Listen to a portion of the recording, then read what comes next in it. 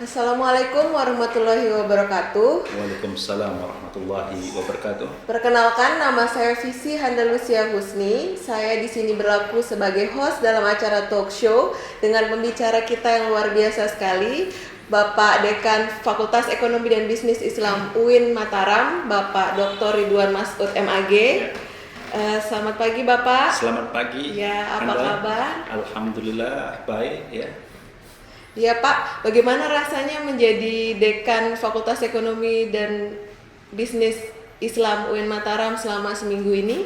Ya, ini sebuah kepercayaan yang dilimpahkan oleh Pak Rektor. Saya selalu mengatakan momen, bagaimana kita menggunakan momen, ya, sebab momen is the king, ya.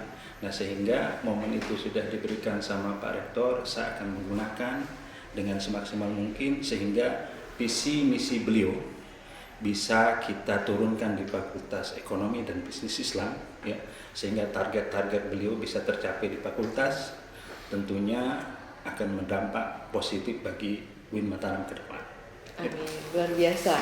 Bapak, apa harapan Bapak selaku Dekan Fakultas Ekonomi dan Bisnis Islam UIN Mataram ke depannya? Harapan visi misi mungkin? Ya, karena salah satu hal yang Pak Rektor tekankan adalah bagaimana UIN ke depan menjadi kampus yang unggul.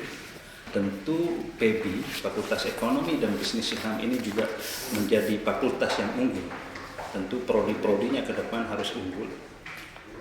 Begitu juga fakultas yang inovatif, karena Rektor menegaskan harus ada unsur inovasi ke depan sehingga bisa menjawab persaingan global.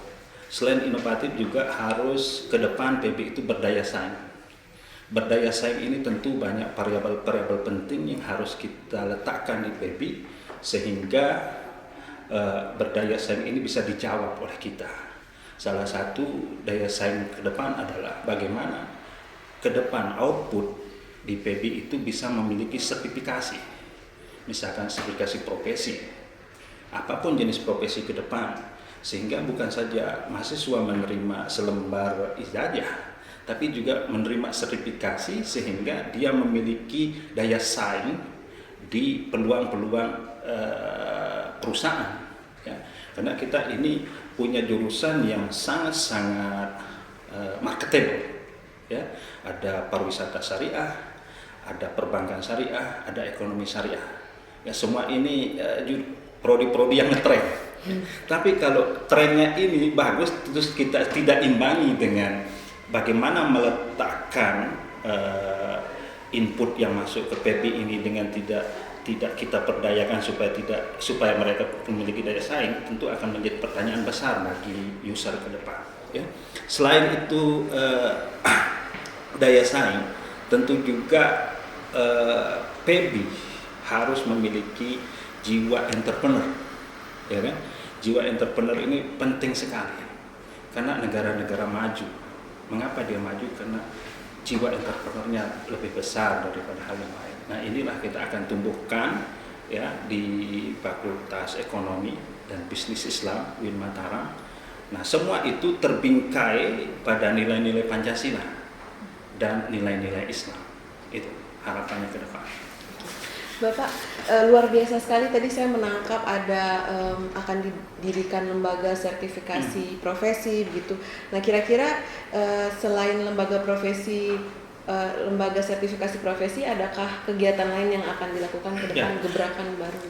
Karena ini kata-kata Pak Rektor di visinya adalah berdaya saing, maka kita harus membuat gebrakan supaya memiliki daya saing. Salah satunya adalah lembaga sertifikasi profesi. Lembaga sertifikasi profesi ini ada 3 jenis, ya. Ada untuk internal, ada untuk mitra, ada untuk pihak ketiga. Yang kita akan lakukan segera adalah untuk lembaga sertifikasi profesi untuk pihak ketiga. Caranya ini adalah kita akan membangun kerjasama dengan lembaga yang sudah berdiri, lembaga yang sudah profesional mengeluarkan sertifikasi, ya. Kita akan ajak kerjasama dan nanti setelah kerjasama kita tanda tangani, kita akan mengidentifikasi, kita akan melihat potensi dosen yang ada di PEBI. yang sesuai dengan profesi, yang sesuai dengan keilmuan. Misalkan profesi sertifikasi akunting, maka kita akan mencari dosen PB yang backgroundnya akuntansi S1, S2, S3. Yang kedua, misalkan kita nanti terkait tentang manajer, tentang sertifikasi profesi manajer, maka kita akan cari dosen yang sudah memiliki karakter leadership yang bagus.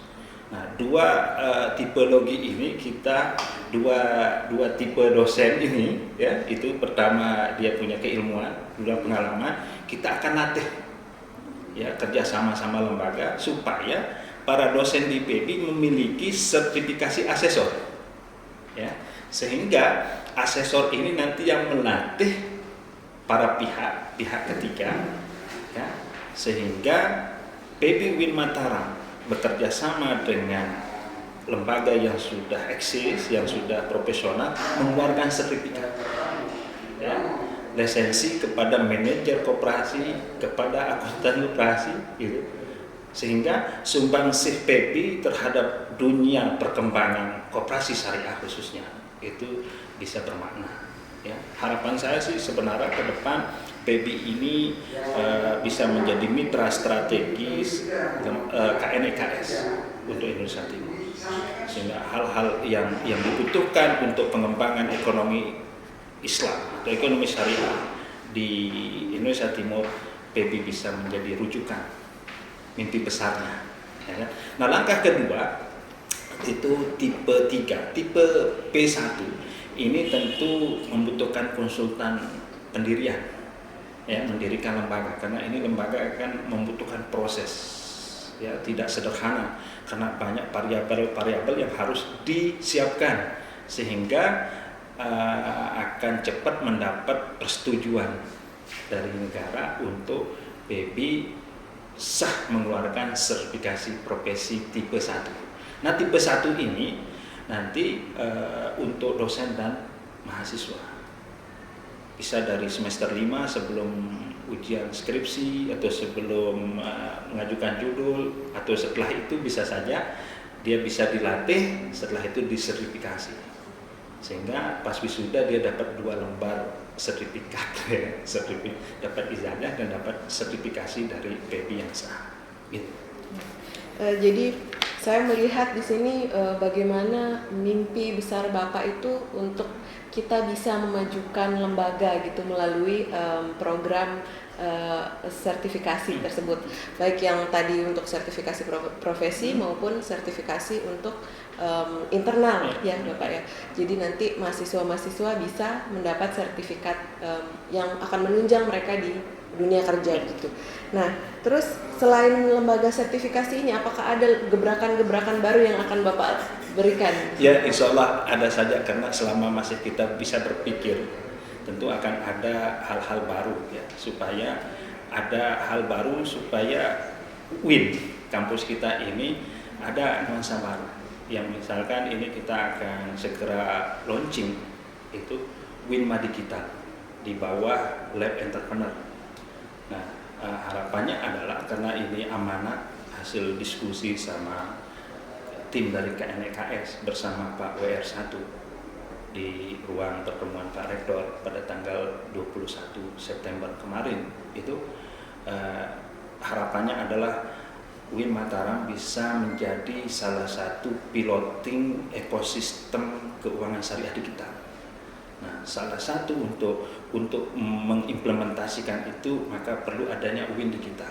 WIN Digital ini adalah terjemahan dari ekosistem keuangan syariah digital di kampus. Dan ini insya Allah yang pertama di WIN se-Indonesia. Nanti banyak hal yang bisa kita lakukan di ekosistem ini, tapi pelan-pelan.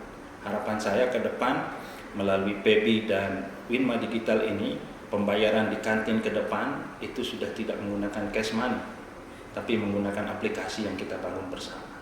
Dan itu harapan dari Pak Rektor, saya rasa, dan harapan dari Pak Menteri, dan harapan dari kita semua, supaya apa yang terjadi di luar kampus juga bisa kita lakukan di kampus. Itu sebagai literasi kita terhadap pengembangan ekosistem keuangan syariah ke depan. Ya. Dan itu adalah harapan OJK, harapan KNKS, dan harapan di Kementerian Agama. Saya rasa juga tidak beda jauh harapan-harapan untuk berpikir besar, berbuat besar untuk lembaga. Gitu. Luar biasa sekali, kita dapat banyak sekali masukan hari ini, kita dapat banyak sekali informasi gitu bahwa kedepannya nanti Fakultas Ekonomi dan Bisnis Islam UIN Mataram akan melakukan beberapa proyek-proyek besar yang akan mendukung tentunya lembaga kita biar supaya bisa tetap maju dan mengikuti perkembangan. Terima kasih Bapak Dr. Ridwan Mas'ud Sama-sama. atas kesempatannya. Kami tutup acara hari ini dengan bersama-sama membaca Alhamdulillah. Alhamdulillahirabbil alamin.